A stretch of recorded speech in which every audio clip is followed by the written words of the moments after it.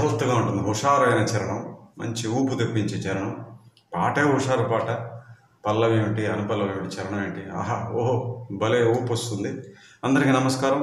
Srikanth CH ఛానల్కి మీకు స్వాగతం. మొదటి నుంచి కొనసాగుతున్న, అలాగే ఈరోజు ఈ వీడియో చూసి కొత్తగా చందాదారులుగా అంటే సబ్స్క్రైబర్స్గా అయిన వాళ్ళందరికీ కూడా ధన్యవాదాలు, కృతజ్ఞతలు. గురుభ్యో నమః. వీడియోలోకి వెళ్ళే ముందు ఎప్పుడూ చెప్పే విషయమే, మర్చిపోతానేమో ముందే చెప్పేయమంటుంటారు మా వాళ్ళు. అదేంటి అంటే మా ఛానల్లో జాయిన్ అనేది ఎక్కడ ఉంది తెలియట్లేదు. ఇప్పటికీ ఎక్కువ మంది కాదు, కొద్దిమంది ఇంకా అడుగుతున్నారు. సో ఒక క్లారిఫికేషన్ లాగా ప్రతి వీడియోలో చెప్పేస్తే మంచిదని. మా ఛానల్ యూట్యూబ్లో ఓపెన్ చేయగానే అదిగో హోమ్ పేజ్ అట్లా వస్తుంది. సో సబ్స్క్రైబ్ పక్కన జాయిన్ పై క్లిక్ చేయండి. 2 నిమిషాల వీడియో ఉంటుంది, చూడండి. పూర్తిగా వివరాలన్నీ ఉన్నాయి అందులో. అయితే ఇక్కడ చాలా క్లుప్తంగా చెప్పేస్తాను. జాయిన్ అయిన తర్వాత మీరు ఏంటంటే మెంబర్స్ అవుతారు. ఈ ఛానల్లో మెంబర్షిప్ పొందుతారు, అంటే సభ్యులు అవుతారు, సభ్యత్వం పొందుతారు. దానివల్ల మీకు ప్రయోజనం ఏంటి, ఉపయోగం ఏంటి అంటే, నేను రూపొందించిన కోర్సెస్, కీబోర్డ్ కోర్స్ ఒకటి ఎప్పుడో అప్లోడ్ చేసి పెట్టేశాం. దాని తర్వాత ఫ్లూట్ కోర్సు మొన్న జూన్ 2025 అయింది. అది కూడా keyboard course for beginners. Flute course వచ్చేసి beginners plus intermediate learners plus advanced learners కూడా. సో అది కూడా అయిపోయింది. ఈ 2 కోర్సులు అయిన తర్వాత ఈ మాసం జూలై 5 నుంచి మ్యూజిక్ థియరీ వెస్ట్రన్ ఆ కోర్సు ప్రారంభమైంది. సో దీని తర్వాత గిటార్ ఉండబోతోంది. దాని తర్వాత వచ్చే సంవత్సరం ఖచ్చితంగా కర్ణాటక శాస్త్రీయ సంగీతం గాత్రం వోకల్ కోర్సు ప్రారంభం కాబోతోంది. ఇన్ని ప్రయోజనాలు ఉండబోతున్నాయి కాబట్టి ఏమాత్రం ఆలస్యం చేయకుండా జాయిన్ అవ్వండి. ఇప్పటిదాకా జాయిన్ అవ్వని వాళ్ళకి నేను ఎప్పుడో ఒకటే చెప్తుంటాను, మీరు ఒక చక్కటి ఉపయోగపడే ప్రయోజనకరమైనటువంటి సంగీత సంకలనాన్ని కోల్పోతున్నారు. You are missing very good and useful musical content. ఓకేనా? ఇప్పుడు ఈ పాట యొక్క ఏం పాట ఇది, చూడొద్దంటున్నా చూస్తూనే ఉన్నా, పోకిరి సినిమాలోది. ఈ పాట యొక్క స్వర విశ్లేషణలో 2వ మరియు చివరి భాగానికి మీ అందరికీ సుస్వాగతం. మొదటి భాగం ఎవరైనా చూడకపోతే చూసి ఇక్కడ రండి, లేదంటే కనెక్షన్స్ అవి అర్థం కావు, కొంచెం గందరగోళంగా ఉంటుంది, కన్ఫ్యూజింగ్గా ఉంటుంది. సో ఆ భాగం చూసి అప్పుడు ఇక్కడికి రండి. మొదటి భాగం చివరికి వచ్చేప్పటికి ఎక్కడున్నామంటే, 2వ సంగీతం మొదలు పెట్టాము. రిథమ్స్ స్టార్ట్ అవుతాయని చెప్పాను. దాని తర్వాత కోరస్ పార్ట్స్ ఉంటాయి. దాని తర్వాత ఒక ఫీమేల్ కోరస్,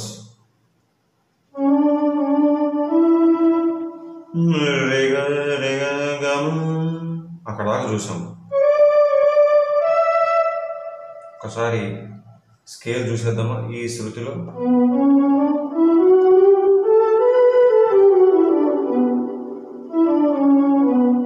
సో ఆ తర్వాత నుంచి మనం కొనసాగించాలి. ఒక చక్కటి స్ట్రింగ్స్ బీట్ ఉంటుంది. ఆ తర్వాత అందులో కూడా చాలా ఆసక్తికరంగా పార్ట్స్ ఉంటాయి. సో అదేంటి అంటే,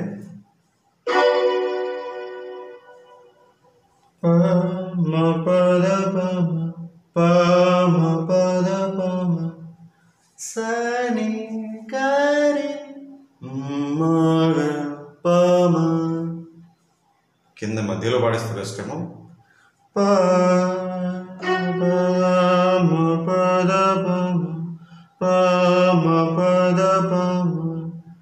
సని గరి మగ పమ.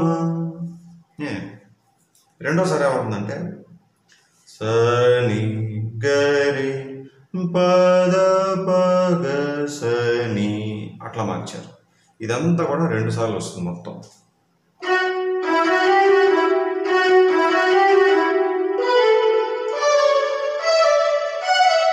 పార్ట్స్ తర్వాత చూపిస్తాను.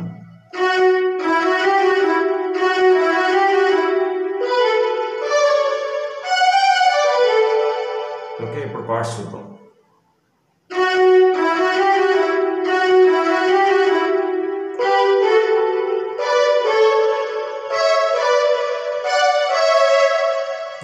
రెండోసారి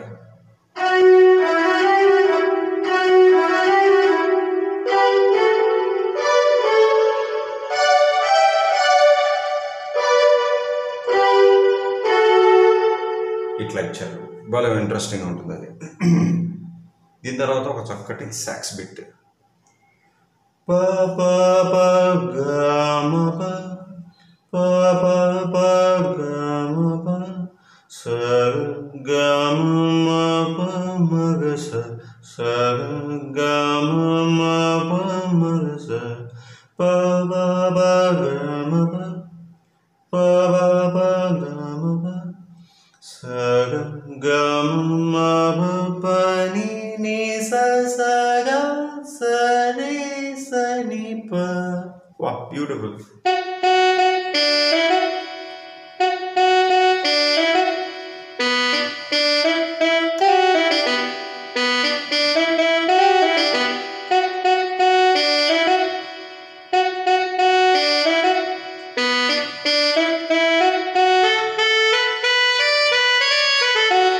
వావ్ వావ్, ఫ్యాంటాస్టిక్.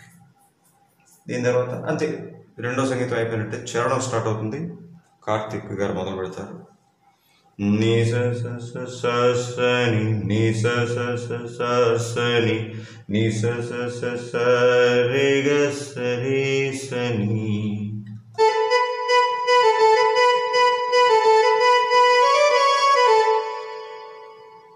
ఓకేనా? ఆ సా నుంచి నీ జార్చాలి, స్లైడ్ చేయాలి. రెండోసారి ఏమైందంటే ఇంకా 3 సార్లు రాదు అది, సారీ 2 సార్లు రాదు. నీ స స స స ని నీ స స స రే గ రే ని ని ద ద ప.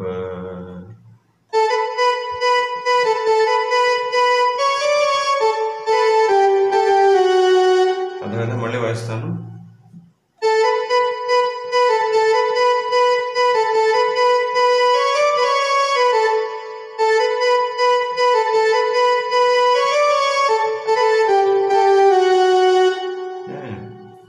ఈ బిట్స్ మళ్ళీ ఆవిడ మహాలక్ష్మి అయ్యర్ గారు కూడా పాడతారు. మధ్యలో స్ట్రింగ్స్ బిట్స్ ఉన్నాయి, నాకు భలే నచ్చాయి. కార్డ్స్ మీద బేస్ చేసినటువంటి బిట్స్ అవి. ఫస్ట్ది ఏంటంటే ప గ స మ రే ని ద ప. ఒకటేమో C sharp minor card, B7 ఇలా ఇచ్చారు. ఆవిడ పాడిన తర్వాత ఏం చేశారంటే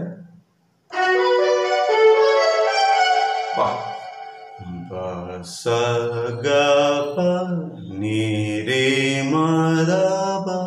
మళ్ళీ అవే 2 కార్డ్స్, కాకపోతే ఈ సైడ్ నుంచి కాకుండా ఈ సైడ్ నుంచి ఇచ్చారు.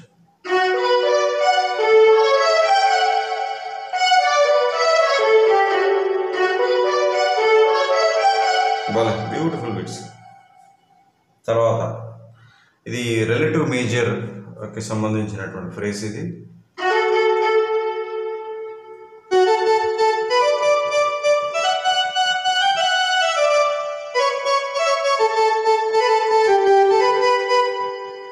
పని ని ని స గ గ గ మ ప ప ప ప మ ప మ గ సరి రి సరి రి రి రి ని ని ద సరి రి రి రి ని ని ని ని ద ద ని స స స.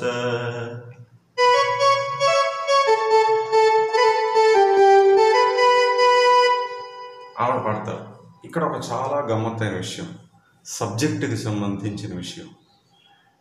చాలాసార్లు చెప్తుంటాను నేను, ఒక పాట చేయాలంటే నాకు నచ్చాలి, ప్లస్ దాంట్లో సంగీతపరంగా ఏదైనా చాలా ముఖ్యమైన సబ్జెక్ట్ కనపడాలి, కొత్తగా నేర్చుకునే విషయం ఏదైనా ఉండాలి. లేదంటే కొంచెం పక్కన పెడతాను, నేను ప్రయారిటీలో పక్కన పెట్టేస్తాను. ముఖ్యంగా సాహిత్యం బాగోలేకపోతే చాలా ఆలోచించి బాణీలో ఏదైనా చాలా ప్రత్యేకత ఉంటే అప్పుడు టేకప్ చేస్తాను. ఇలా కొన్ని పెట్టుకున్నాను నేను. అలాగే ఈ పాటలో ఖచ్చితంగా కొత్త విషయం ఒకటి ఇప్పుడు మనం నేర్చుకోబోతున్నాం. ఏంటి అంటే, మరి మణిశర్మ గారు ఈ పాటకి శృతి ఫిక్స్ చేసినప్పుడు, శృతి నిర్ణయించినప్పుడు మరి ఎందుకనో ఇది చూసుకోలేదా అని నాకు అనిపించింది. ఎందుకంటే డ్యూయట్ పాడినప్పుడు మరి ఇద్దరు మేల్ సింగర్, ఫీమేల్ సింగర్, గాయని, గాయకుడు ఇద్దరికీ కూడా తగ్గట్టుగా స్థాయి, వాళ్ళ స్థాయి తగ్గట్టుగా శృతి నిర్ణయించాలి. ఇక్కడ ఏమైందంటే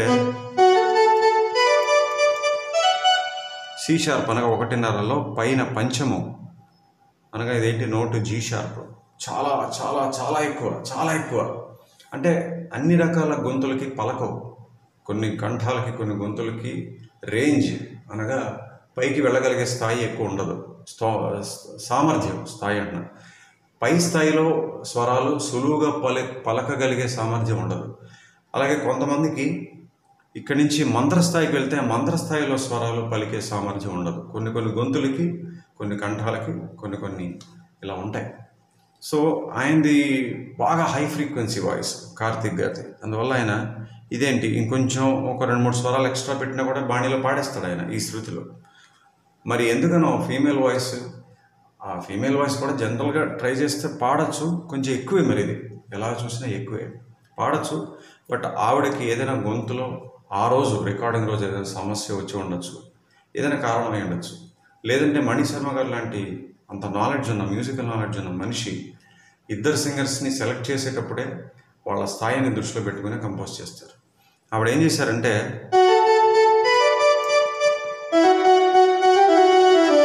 అని చాలా తెలివిగా ఆ పైన పలకవు కదా 2 స్వరాలు, అంటే ఎందుకు పలకలేదో నేను ఇప్పుడు చెప్పలేను, వాళ్ళ మీద కామెంట్ చేయకూడదు. సింగర్స్ని కానీ మ్యూజిక్ డైరెక్టర్స్ని కానీ విమర్శించే ఉద్దేశం నాది కాదు.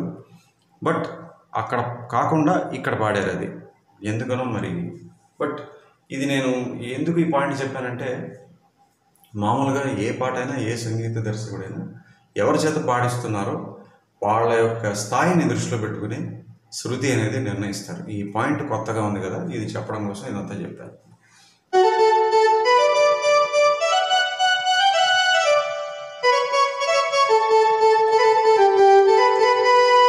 ఇది ఆయన పాడింది, ఇప్పుడు ఆవిడ పాడింది చూద్దాం.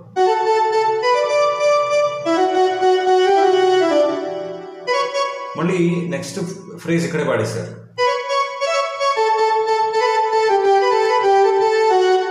చిన్న సంగతి కూడా వేశారు.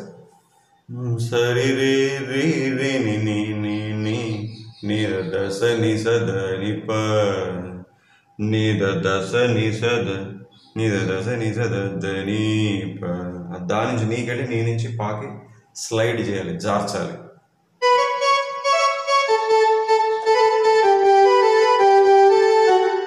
నని నని నని నని నని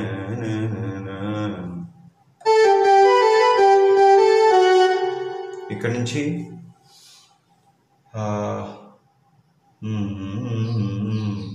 వచ్చేవ అది మళ్ళీ ఇక్కడ కనెక్ట్ చేశారు.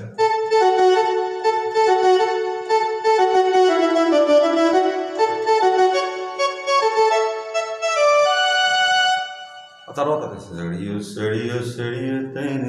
అది కూడా జాయిన్ అవుతుంది. దాని తర్వాత మధ్యపల్లి ఒక లైన్ పాడారు. ఇప్పుడు మూడో సంగీతం చాలా చిన్న వర్క్, చాలా తక్కువ వర్క్ ఉంది. మూడో సంగీతం చూసేస్తే ముగించేసేయచ్చు.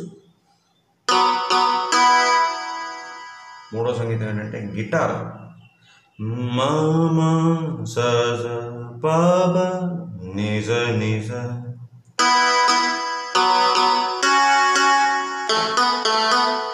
అది ఏంటంటే ఫోర్త్ ఇచ్చారు, పర్ఫెక్ట్ ఫోర్త్. సా మా పా సా రీ పా.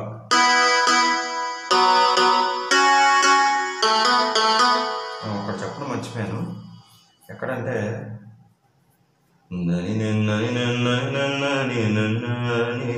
దాని వెనకాల ఫస్ట్ భాగంలో చెప్పాను, అది గుర్తు రావట్లేదు.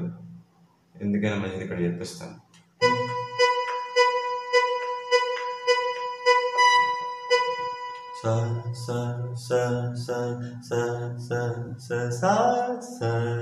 ఆ వెనకాల సింత్ మీద ఒక చాలా బాగుంటుంది, భలే ఆకర్షణీయంగా ఉంటుంది ఆ బిట్. సింత్ మీద ఇచ్చారు. వినండి, చాలా స్పష్టంగా వినపడుతుంది. సో అది చెప్పడం మర్చిపోయినామో అనిపించి చెప్తున్నాను. చెప్పేస్తే ఓకే, ఇగ్నోర్ చేసేయండి. ఇప్పుడు ఈ గిటార్ అయింది కదా,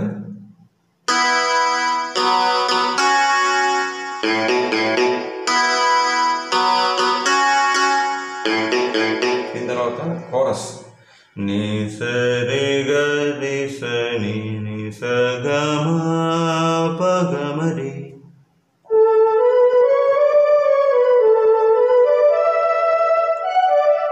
మళ్ళీ సరే క్షమించాలి, ఇది మొత్తం అంతా 2 సార్లు వస్తుంది, వాయించేస్తాను.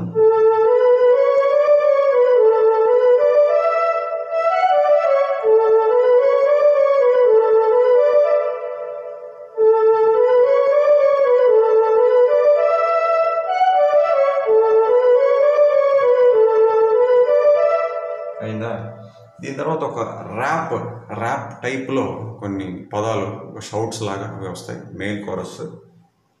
అంతే, ఇంకా పెద్దగా వర్క్ ఏం లేదు. అయితే ఈ పాట రెండో భాగంలో చెప్పిన విషయం తక్కువ అనుకోండి, పెద్దగా లేదు అనిపిస్తే ఒక భాగంలోనే పూర్తి చేసేసి ఉండేవాడిని. కానీ ఇందాక చెప్పాను కదా, ఆ చరణంలో నేను గమనించింది చాలా మంచి థియరీ పాయింట్. ఇది చెప్పడం కోసమైనా రెండో భాగం చేయాలని చెప్పి రెండో భాగం ఎంచుకున్నాను అనమాట. ఓకే, అయితే రెండో చరణంలో రెండు మార్పులు ఉన్నాయి, అవి చెప్పేస్తే తర్వాత ఆఖరి పల్లవిలో, చివరి పల్లవిలో ఒకటి సంగతులు. ఇది కూడా మహాలక్ష్మి గారు వేసింది. ఆవిడ బహుశా పై స్థాయి పాడలేకపోయారు కదా, దానివల్ల ఏం చేశారంటే రెండో చరణం పాడినప్పుడు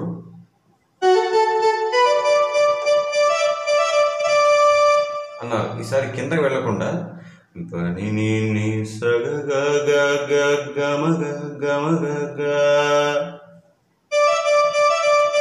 అంటే బాణి చిన్నగా మార్చారనమాట. ఫైనల్గా గా మీద ల్యాండ్ అవుతుంది, బట్ ఇంకా పైకి వెళ్లకుండా, పైకి ఎలాగో వెళ్ళలేరు అనిపించింది నాకు మొదటి చరణం విన్న తర్వాత.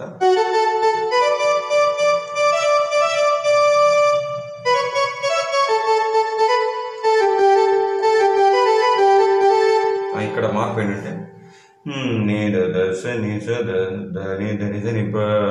అని ఇంకో ఎక్స్ట్రా గమకం వేశారు.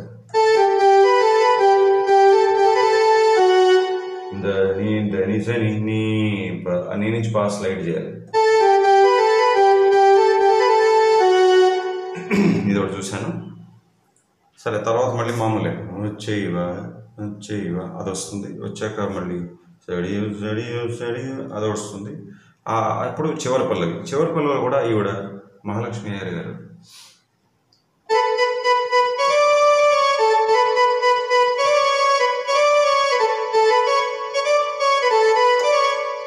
ఓకే, సారీ, క్షమించాలి.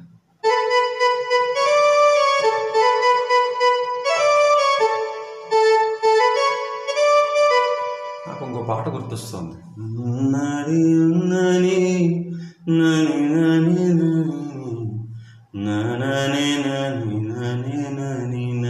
కదా.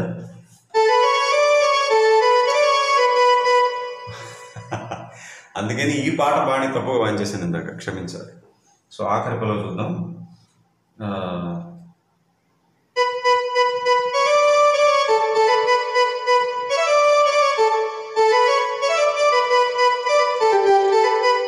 ఆవిడ పాడినప్పుడు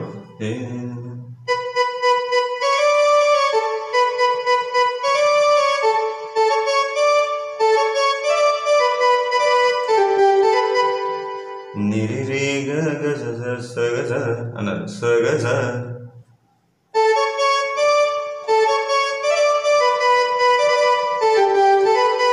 అర్థమైందా? సగజ.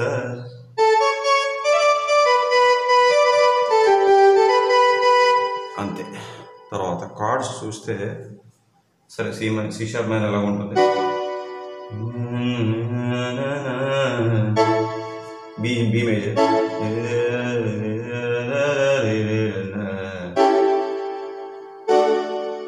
నాకు అనిపించింది చరణంలో first C sharp minor B వచ్చింది, రెండోసారి పాడినప్పుడు C sharp minor B7 E major,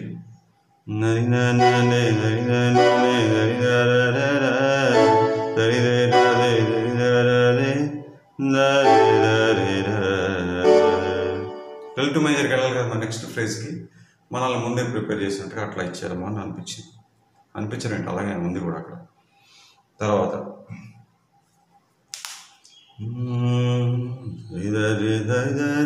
ఇదంతా రిలేటివ్ మేజర్. రిలేటివ్ మేజర్ అంటే ఏంటి తెలుసుకోవాలంటే వెంటనే మీరు కీబోర్డ్ కోర్సులో చెప్పాను, మరి జాయిన్ అయితే ఆ కీబోర్డ్ కోర్సులో ఇలాంటివన్నీ మంచి పాయింట్స్ ఉంటాయి.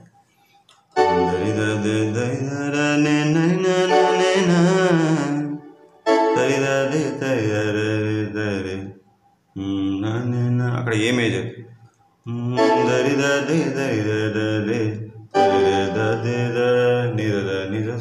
ఏ మేజర్, అంతే. చరణంలో ఇవే chords, C sharp minor B, A, B7 E major.